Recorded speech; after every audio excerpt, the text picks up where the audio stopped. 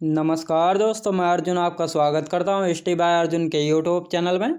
तो दोस्तों आज की हमारी क्लास है दिल्ली सल्तनत के बारे में। जो है दोस्तों आज की हमारी चौथी क्लास है। तो दोस्तों वीडियो को अंत तक जरूर देखना ताकि सभी क्वेश्चन जो है आपको आसानी से याद हो जाए। साथ ही दोस्तों अगर आप हमारे चैनल पर पहली बार आए तो हमारे चैनल को भी सब्सक्राइब कर लीजिएगा, साथ ही बेल आइकन को प्रेस कर लीजिएगा ताकि हमारे आने वाले वीडियो का नोटिफिकेशन जो है आप तक पहुंचता रहे। तो चलिए दोस्तों वीडियो को स्टार्ट करते हैं। यानी आज की क्लास में जो है हम जानेंगे दिल्ली सल्तनत की चौथी क्लास है। आज की क्लास में जानेंगे जलालुद्दीन खिलजी के बारे में जानेंगे, जो कि खिलजी वंश का संस्थापक रहा है। कब से कब तक रहा है दोस्तों? 1290 से लेकर 1296 तक रहा था, यानी 6 वर्षों तक जो है रहा था दिल्ली सल्तनत में गद्दी पर। याद रखेंगे। और यह जो है दिल्ली सल्तनत का सबसे बुजुर्ग शासक था, क्योंकि 70 वर्ष की आयु में जो है गद्दी पर बैठा था। अब जलालुद्दीन खिलजी के दरबारी जो जलालुद्दीन खिलजी के दरबार में कौन कौन रहते थे? तो अमीर खुसरो और हसन दहलवी। तो ये दोनों जो है किसके दरबार में रहते थे? ये दोनों जो है जलालुद्दीन खिलजी के दरबार में जो है रहते थे।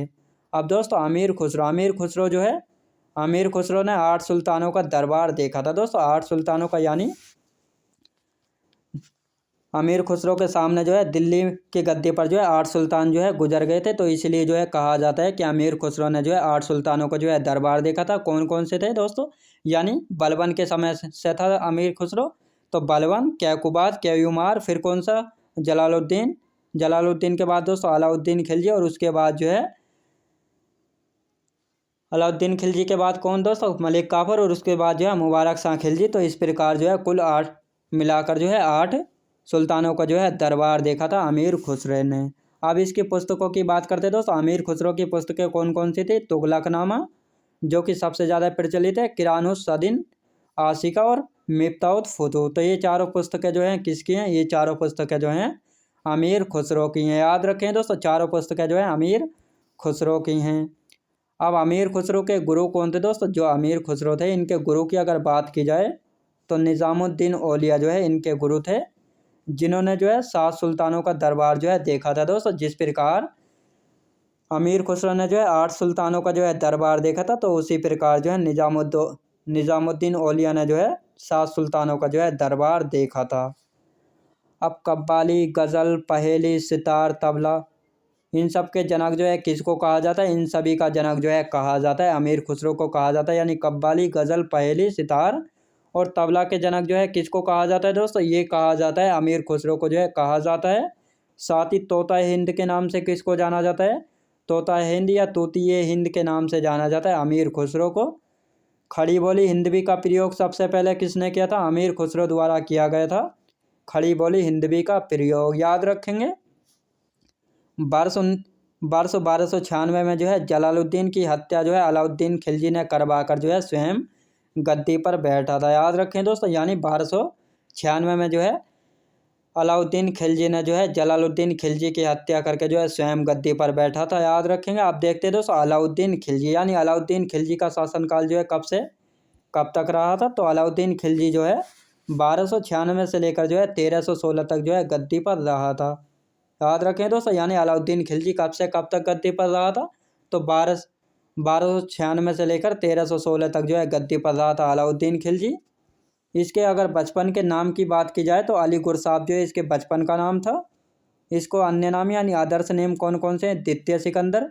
दोस्तों जिस प्रकार जो है सिकंदर ने पूरी दुनिया को जीतने का सपना देखा था, तो उसी प्रकार जो है अलाउद्दीन खिलजी ने जो है पूरे भारत को जो है जीतने का सपना देखा था। इसीलिए जो इसको द्वितीय सिकंदर के नाम से जो है जाना जाता है। सिकंदर सानी, जनता का चरवाहा, युग का विजेता और अमीर उल मोमदीन, ये सभी किसके नाम है? तो ये सभी जो है अलाउद्दीन खिलजी के अन्य नाम है। यानी इन अन्य नामों से भी किसको जाना जाता है? अलाउद्दीन खिलजी को जो है जाना जाता है। अब इसके राज्याभिषेक की बात की जाए तो जो अलाउद्दीन खिलजी था इसका राज्याभिषेक कहाँ पर हुआ था? तो दिल्ली में दोस्तों लाल महल पड़ता है, तो वहीं पर जो है इसका, यानी दिल्ली के लाल महल में जो है राज्याभिषेक हुआ था अलाउद्दीन खिलजी का। अमीर खुसरो अलाउद्दीन खिलजी का दरबारी कवि था। दोस्तों अमीर खुसरो जो है, पूछा जाए कि अमीर खुसरो किसका दरबारी कवि था? तो अलाउद्दीन खिलजी का दरबारी कवि था अमीर खुसरो। याद रखेंगे। अब अलाउद्दीन खिलजी के विजय अभियान, यानी जो अलाउद्दीन खिलजी है इसने जो है विजय अभियान किए थे बहुत सारे उन सभी के बारे में देखेंगे। अलाउद्दीन खिलजी के विजय अभियान। तो इसके विजय अभियानों में जो है दोस्तों इसके 4 सेनापति जो है प्रमुख हैं, जिन्होंने जो है इसके विजय अभियान किए थे। तो उलूगु खां का जो है दोस्तों उत्तर भारत पर विजय, यानी जो उत्तर भारत है उस पर विजय पाने पर जो है कौन से सेनापति की महत्वपूर्ण भूमिका रही है, तो उलूगु खां। जफर खान है मंगोल विजय दोस्तों, यानी मंगोल जो है भारत पर बार बार आक्रमण करते थे, यानी वह भी जो है दिल्ली की गद्दी पर जो है बैठना चाहते थे। तो उन पर जो है विजय किसने पाई थी, उन पर जो है जफर खान ने जो है विजय पाई थी। यानी मंगोलों पर जो है किसने कंट्रोल पाया था, तो जफर खान ने जो है मंगोलों पर जो है कंट्रोल किया था। नुसरत खां उत्तर भारत पर विजय दोस्तों, उत्तर भारत का जो क्षेत्र है इस पर विजय अभियानों में जो है इन दोनों सेनापतियों को जाना जाता है, यानी उलूगु खां व नुसरत खां को। लेकिन दक्षिण में जो है दक्षिण विजय अभियानों में जो है मलिक काफूर को जो है जाना जाता है, यानी देवगिरी, यानी जो 1296 में जो है देवगिरी अभियान हुआ था वह जो है अलाउद्दीन खिलजी ने स्वयं किया था। लेकिन 1296 के बाद जो है जितने भी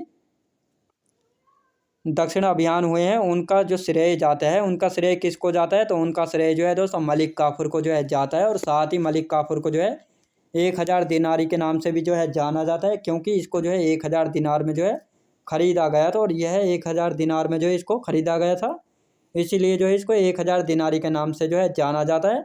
और यह दोस्तों मलिक काफूर जो है यह जो एक थर्ड जेंडर था, याद रखें दोस्तों, यह एक थर्ड जेंडर यानी हिजड़ा था। अब देखते दोस्तों भारत विजय पर, यानी उत्तर भारत पर विजय। उत्तर भारत पर विजय के लिए तो आपको पता ही है कौन कौन इसके 2 सेनापति थे, उलूगु खां और नुसरत खां जो है इसके उत्तर भारत में जो है विजय अभियानों के लिए जो है जाने जाते हैं।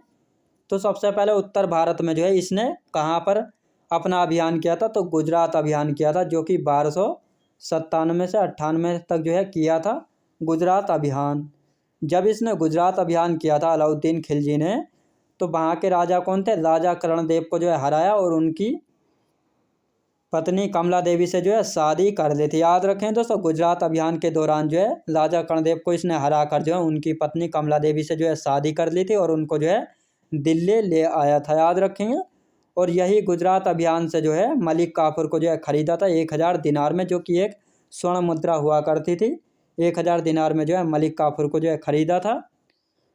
यानी किस अभियान से खरीदा था मलिक काफूर को, तो गुजरात अभियान से जो है खरीदा गया था, याद रखेंगे। और यही मलिक काफूर है जिसको जो है दक्षिण भारत के अभियानों का श्रेय जो है जाता है। अब गुजरात अभियान के बाद जो है कौन सा अभियान किया था, तो अभियान किया था दोस्तों रणथंभौर का अभियान किया था। कब किया था, 1303 में जो है रणथंभौर का जो है अभियान किया था।